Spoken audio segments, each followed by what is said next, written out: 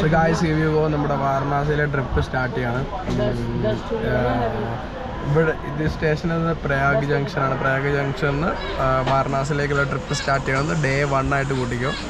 കാരണം ഇന്ന് ഞാനിവിടെ കുംഭമേളയുടെ പരിപാടിയെല്ലാം കഴിഞ്ഞിട്ട് ഇവിടെ നിന്ന് ഇറങ്ങുന്നുള്ളൂ.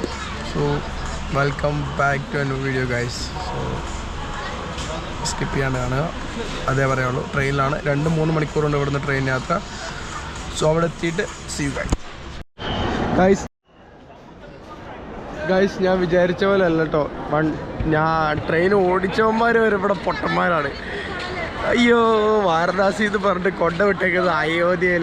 ഏത് വാളകളാണ് നോക്ക്, എന്തൊരവസ്ഥയാണ് നോക്ക്. വാരണാസിയിലേക്ക് പോകേണ്ട ട്രെയിൻ കൊണ്ടുവിട്ടേക്കുന്നത് അയോധ്യ ജംഗ്ഷനിൽ. ഇതാണ് UP.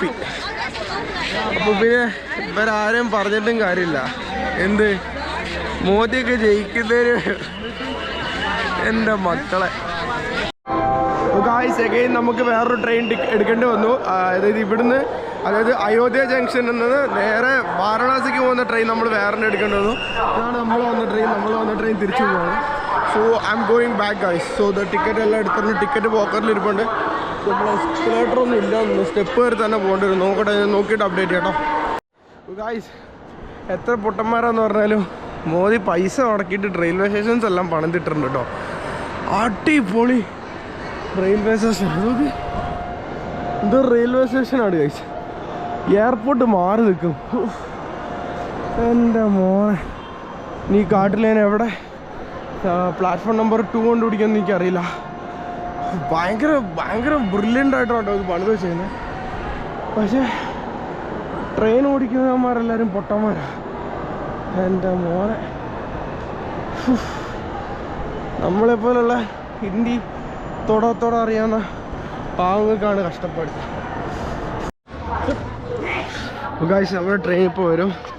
നമ്മുടെ ട്രെയിൻ നമ്പർ 15125 അങ്ങോട്ടാണ്. കൊൽക്കത്ത എക്സ്പ്രസ് ജമ്മു ടാവിൽ നിന്ന് വരുന്നത് വാരണാസിക്കല്ല, കൊൽക്കത്തയ്ക്ക് പോകുന്നതാണ്. സോ നമ്മൾ വാരണാസി വരുള്ളൂ. നമ്മൾ ടിക്കറ്റ് എടുത്തിട്ടുണ്ട്. നമ്മൾ ജനറലാണ് പോകുന്നത്.